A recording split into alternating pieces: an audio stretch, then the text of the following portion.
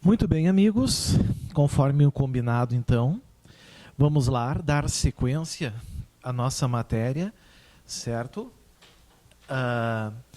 Estamos falando da Lei de Imigração, Lei 13.445 de 2017, e entrando agora, então, na parte B, né? A parte B, falando sobre os parágrafos do artigo 82. O parágrafo 1º, ele traz uma regrinha, uma explicação aqui, que é caráter excepcional. É de caráter excepcional. Diz assim: a previsão constante do inciso 7 do caput. O que é o inciso 7 do caput? Crime político e crime de opinião, né? Não impedirá a extradição quando o fato constituir principalmente infração à lei penal comum. Certo? Então, se for entendido pelo nosso poder judiciário que aquele fato, que é um crime, por exemplo, de opinião, mas ele é infração penal, como, por exemplo, calúnia. Exemplo, calúnia acaba sendo um crime comum do Código Penal. Artigo 138, certo? Nós vamos poder ter aqui a extradição. Ou quando o crime comum, conexo ao delito político, ou seja, dois crimes que possuem uma inter-relação, certo?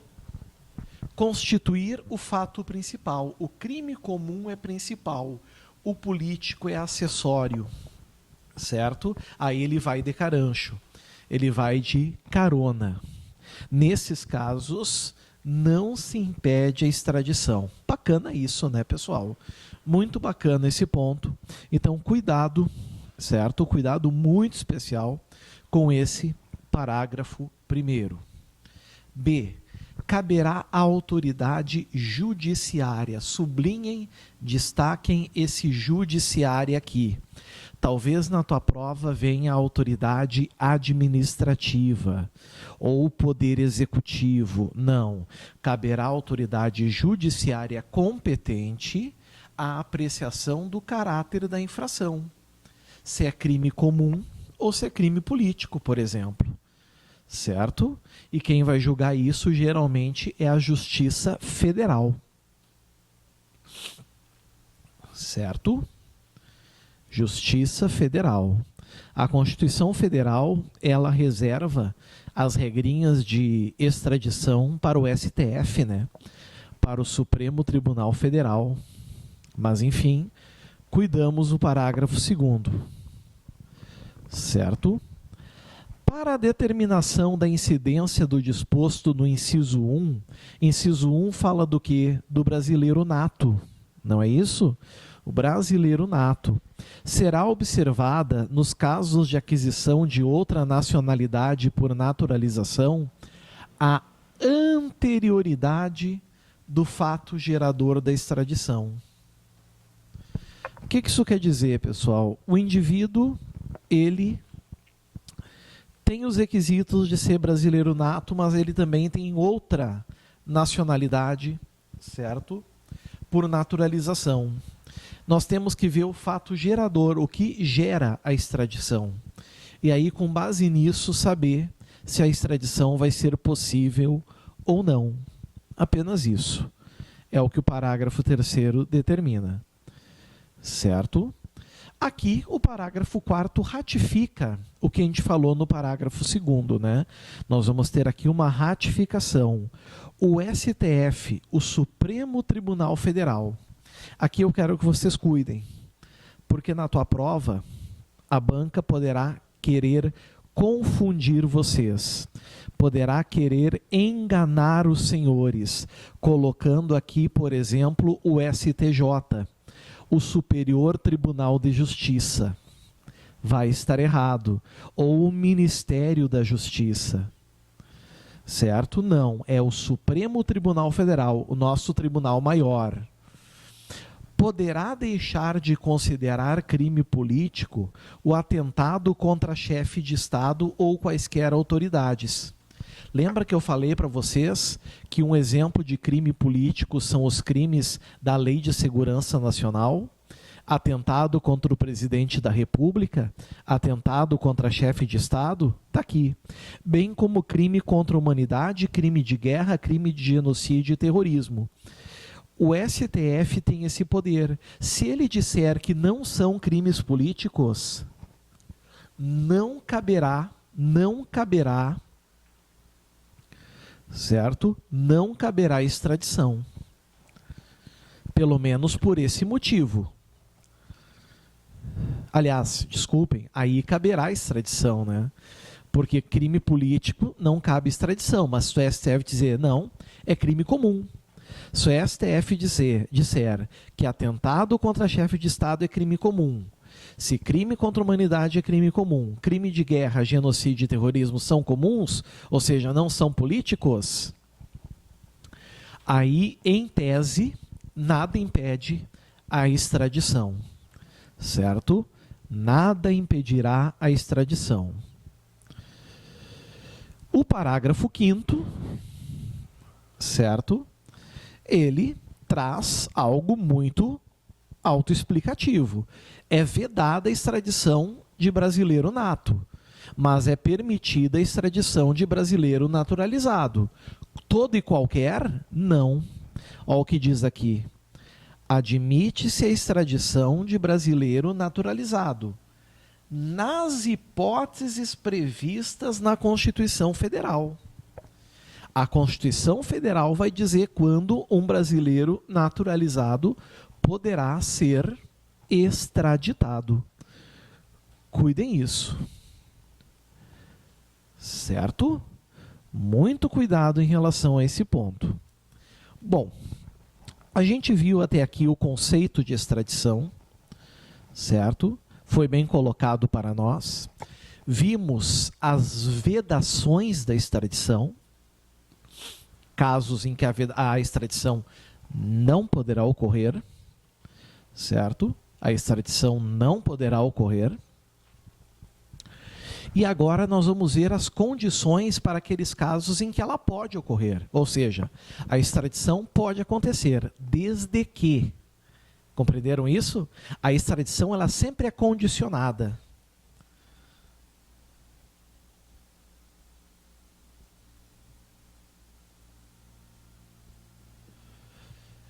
Ela sempre é condicionada, certo? Então, o artigo 83 ele é muito claro ao dizer: são condições para a concessão da extradição. Está aqui. São condições para a concessão da extradição. Ou seja, para o Brasil conceder o pedido de extradição do Estado requerente. 1. Ter sido o crime cometido no território do Estado requerente ou serem aplicáveis ao extraditando as leis penais desse Estado. Está aqui. Certo? Isso são condições para ser concedida a extradição. O crime ter sido cometido no território do Estado requerente. Então, por exemplo, pessoal, o crime foi cometido no território brasileiro. O Brasil, então, pode conceder a extradição ou serem aplicáveis ao extraditando as leis penais desse Estado.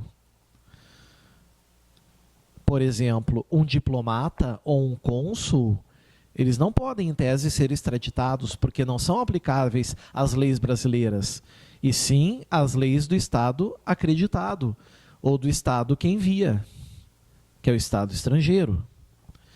2.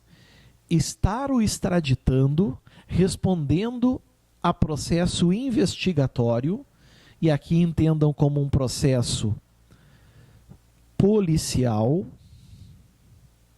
certo? Respondendo a processo investigatório, ou seja, processo policial, ou a processo penal, e aí nós estamos falando em um processo judicial, ou ter sido condenado, condenação aqui, pessoal, por gentileza, com trânsito em julgado, pelas autoridades judiciárias, juiz de primeira instância, tribunais de justiça dos estados, tribunais regionais federais das regiões, certo? O STJ, o STF, do estado requerente, a pena privativa de liberdade. Está aqui. Certo? Se ele não foi condenado, não está sendo investigado ou processado lá, o Brasil não vai conceder extradição. O Brasil vai analisar, vai dizer, mas vem cá, esse cara está sofrendo alguma investigação aí? Não. Algum processo criminal aí? Não. Foi condenado por algum tribunal? Não. Esquece, então. Certo? Anotem, por gentileza.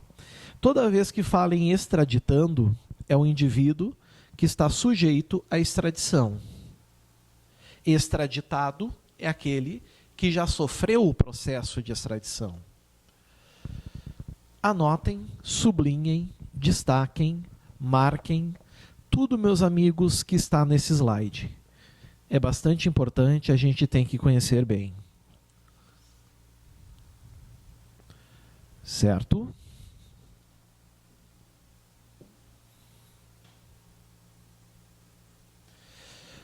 Opa, grande slide, né? Até vou dar um gole aqui no meu suco para nós trabalharmos ele com toda a cautela.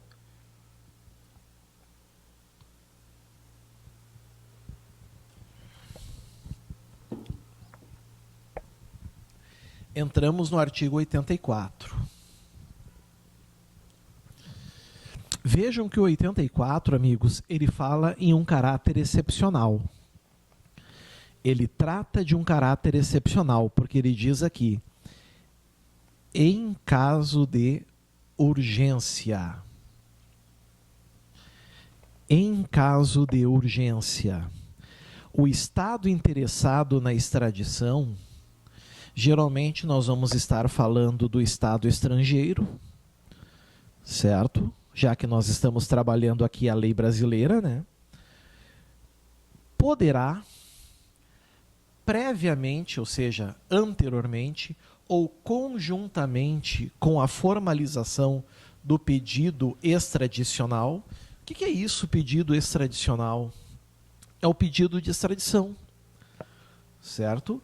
Então, antes de pedir a extradição, ou junto com o pedido formal de extradição, esse Estado pode requerer, por via diplomática, ou por meio de autoridade central do poder executivo, saibam que é sempre poder executivo, podem ver, prisão cautelar.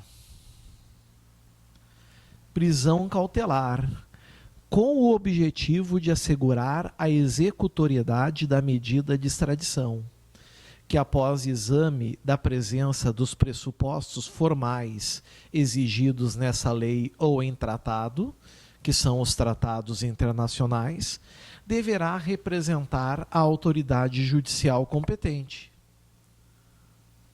Ouvido previamente o Ministério Público Federal. As competências aqui, meus amigos, sempre são da Justiça Federal. Certo? Então a gente tem aqui uma questão de uma previsão de prisão cautelar. Com qual objetivo? Garantir que a extradição ocorra, a executoriedade. Certo? A grande questão, evitar que o extraditando fuja, né? É um exemplo clássico, certo? O parágrafo 1º fala que esse pedido de prisão cautelar deverá, norma impositiva, vejam, não é um poderá que tem ali, não é um poderá, o que nós temos ali é um deverá, certo? Deverá conter informação sobre o crime cometido, primeiro, e deverá, norma impositiva de novo, ser fundamentado, dizer a razão.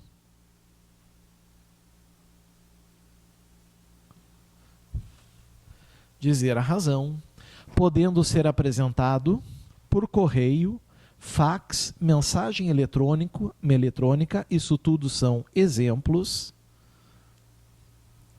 ou qualquer outro meio que assegure a comunicação por escrito, desde que fique registrado que esse pedido aconteceu. Está aqui. Certo? Cuidem isso, pessoal. O parágrafo 2º, eu vou dar uma destacadinha nele, porque ele é uma das formas mais perfeitas de fazer esse pedido e chancelar essa questão. Então, ele é importante e pode cair em prova. O pedido de prisão cautelar poderá ser transmitido à autoridade competente para extradição no Brasil, STF, por meio de canal estabelecido com o ponto focal da Organização Internacional de Política Criminal, a famosa Interpol, certo? No país devidamente instruído com a documentação comprobatória da existência de ordem de prisão proferida por Estado estrangeiro. E em caso de ausência de tratado, vocês sabem, né, pessoal? As relações entre países só se dão de duas formas. Ou por tratados, regras ou convenções de direito internacional, e se não tem tratado, através da chamada reciprocidade, né? Eu te ajudo, tu me ajuda, certo? Esses acordos de reciprocidade muito facilitam a vida entre os Estados-membros, os Estados-nações. Por isso que diz aqui, e em caso de ausência de tratado, com a promessa de reciprocidade recebida por via diplomática.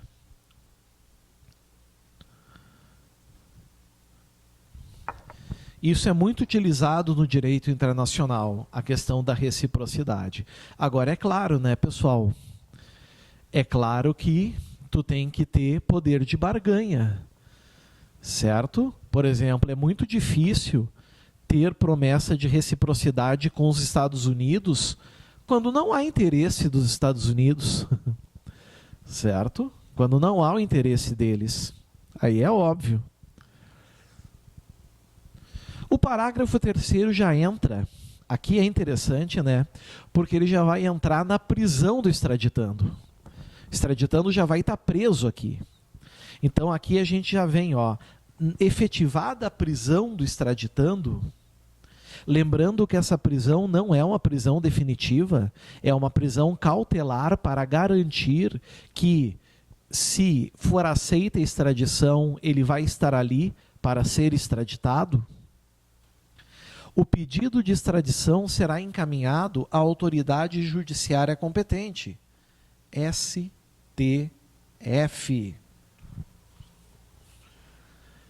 Certo? Parágrafo 4º. Parágrafo 4º. Muita atenção. Na ausência de disposição específica em tratado, ou seja, quando o tratado silenciar, nada disser, o Estado estrangeiro deverá formalizar o pedido de extradição no prazo de 60 dias. Se o tratado trouxer um prazo, vai ser o prazo do tratado. Se não trouxer o prazo, vai ser 60 dias. Tem que saber de cor, tem que saber mais outra coisa de cor. 60 dias não são necessariamente 2 meses. Mostrei para vocês exemplos entre julho e agosto, por exemplo, que dão 62 dias, fevereiro e março, por exemplo, anos bissextos. Então, tem uma série de exemplos. Vocês têm que usar a data que a lei estabelece. 60 dias, certo? Mas, a contar de quando? É da data do pedido de extradição? Não. Isso pode vir na tua prova. dizendo que o prazo seria de 60 dias a contar do pedido de extradição. Vai estar errado. Vai estar errado. É contado da data em que tiver sido cientificado da prisão do extraditando. Está aqui. Certo? Então, soube que o extraditando foi preso. Tem até 60 dias para formalizar o pedido de extradição. Se não formalizar em até 60 dias, essa prisão se torna inválida e o indivíduo é colocado em liberdade. É o que está dizendo o parágrafo 5º, né? Aliás, o parágrafo 5º vai dizer exatamente isso para nós. Caso o pedido de extradição não seja apresentado no prazo previsto no parágrafo 4º, o extraditando deverá, ó a palavrinha, não é nem poderá, e aqui é a maior força impositiva que vocês podem imaginar, pois diz respeito à liberdade, né? O extraditando deverá ser posto em liberdade, não se admitindo novo pedido. Cuidado aqui, até vou botar em outra cor.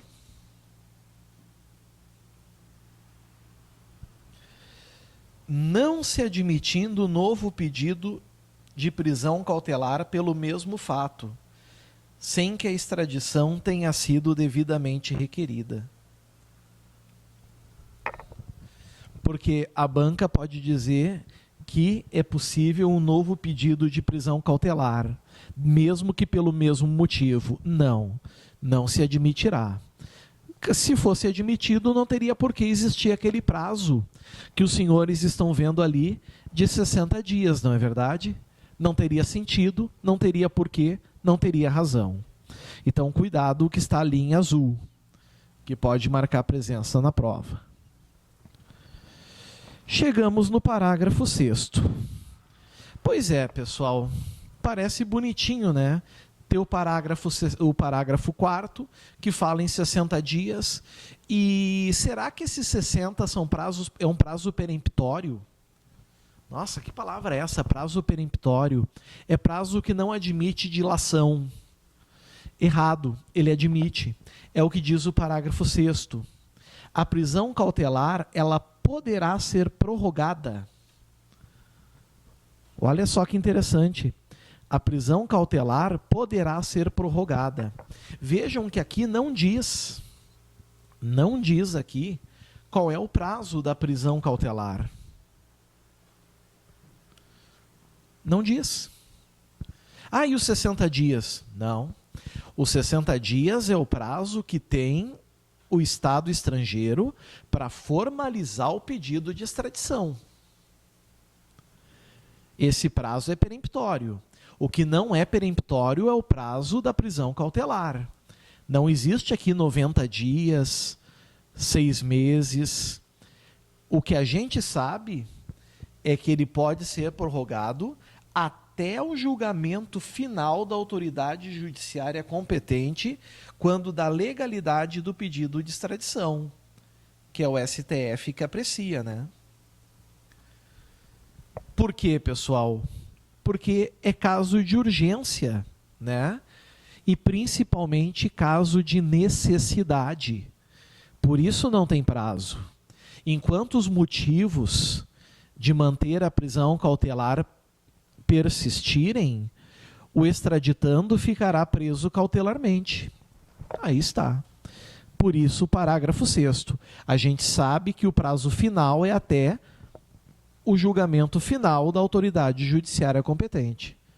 Certo? Amigos, foi esse grande slide, então. Por gentileza, escrevam, anotem, sublinhem, circulem, destaquem, pelo grau de importância que ele tem, por gentileza. Marquem com muito carinho aí, por favor. Principalmente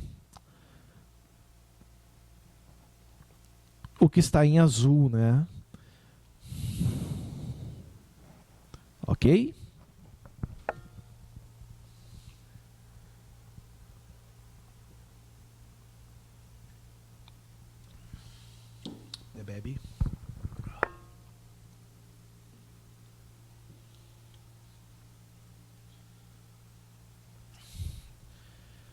Artigo 85. O artigo 85 traz uma situação curiosa, né? Eu não sei se alguém já pensou na possibilidade ou se está vislumbrando essa possibilidade só agora. Não sei. O que eu sei é que pode acontecer. Quando mais de um Estado requerer a extradição da mesma pessoa, o camarada está no Brasil. E aí Portugal, Estados Unidos e Noruega requerem a extradição daquele sujeito. Existem casos, né, de pessoas que são criminosas, que estão em um país e vários países querem a extradição dele. Certo? Pelo mesmo fato, por exemplo, crimes contra a humanidade, terá preferência o pedido daquele em cujo território a infração foi cometida. Eu queria que vocês cuidassem isso. Por quê, pessoal?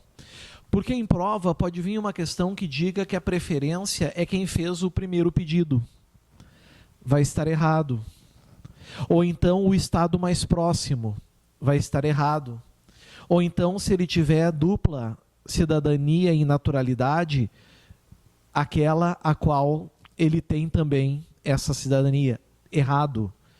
Certo? A preferência é local da infração, é a chamada teoria do resultado, certo? É o local em que a infração foi cometida, praticada, certo? É para lá que o indivíduo será extraditado se a extradição for concedida. Se a extradição for concedida. Bacana, não é? Temos que tomar cuidado e saber bem isso. Agora, isso tudo quando a gente está falando do quê? De um crime só, de um único crime, de um único fato.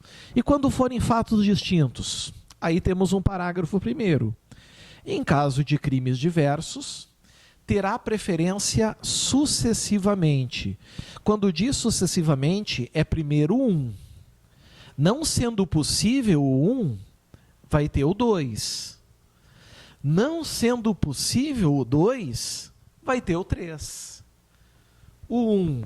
O Estado requerente em cujo território tenha sido cometido o crime mais grave, segundo a lei brasileira. E como é que a gente sabe qual é o crime mais grave? É aquele que tem a maior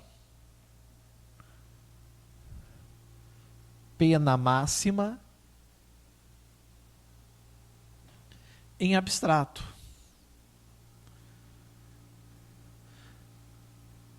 Por exemplo, tá? O estelionato tem pena de reclusão de 1 a 5 anos. O estupro tem pena de reclusão de 6 a 10. Qual é o mais grave? É o estupro, porque o estelionato tem pena máxima de 5, o estupro tem pena máxima de 10. Certo? Nesse caso, amigos, havendo vários crimes, o Estado requerente que vai ter a preferência é aquele do local em que foi cometido, então, o crime mais grave. Certo? Cuidado, então, em relação a isso. Muita atenção em relação a isso. Segundo a lei brasileira, não importa o que o estrangeiro estabelece. Se o estrangeiro entender que estelionato é mais grave que o estupro, azar é o dele.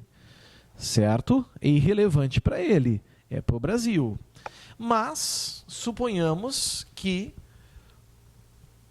são crimes de mesma gravidade. Mesma gravidade. O Estado em que em primeiro lugar tenha pedido a entrega do extraditando, se a gravidade dos crimes for idêntica. Aí sim, quem em primeiro lugar pediu vai levar. Agora a gente chegou. Então, em primeiro lugar, um crime só, certo? Local em que o crime foi praticado. Esse é o Estado que tem preferência. Se for vários crimes, local onde ocorreu o crime mais grave. Se for mesma gravidade, o primeiro país que requereu a extradição. Está aqui. E aí temos de forma residual o inciso 3, de forma residual, o estado de origem, certo? Ou, em sua falta, o domiciliar do extraditando, se os pedidos forem simultâneos, ao mesmo tempo.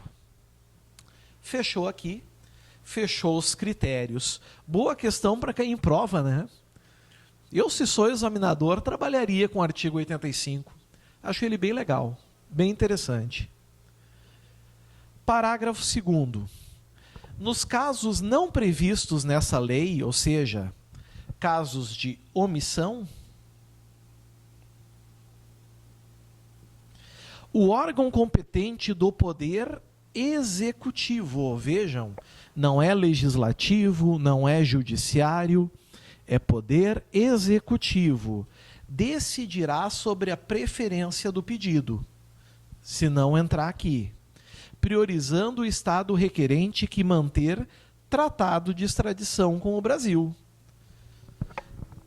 Tem estados que não têm tratado de extradição? Tem. Eles não têm preferência. Não quer dizer que não pode haver extradição. Até porque existe a relação de reciprocidade, lembram? A promessa de reciprocidade. Mas se tem tratado de extradição, ele vai ter prioridade, ou seja,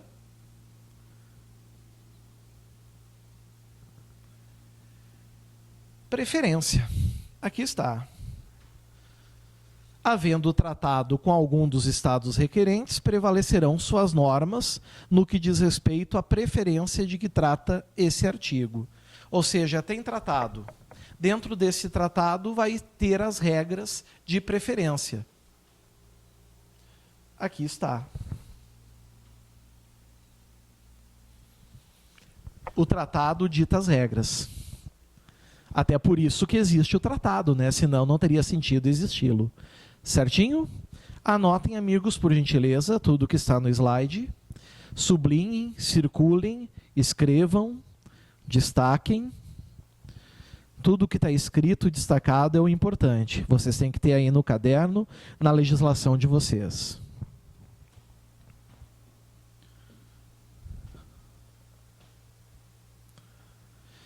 Opa, que baita slide, começando com o artigo 86. Mas isso já não é assunto para a parte B. Nós já vamos falar desse slide na parte C da extradição. É assunto para a nossa parte C. Agora é o momento da gente dar uma relaxada. Tomar um cafezinho, tomar um chazinho, tranquilo, numa boa. Daqui a uns minutinhos, então, estamos de volta. Aguardo vocês. Valeu. Tchau, tchau.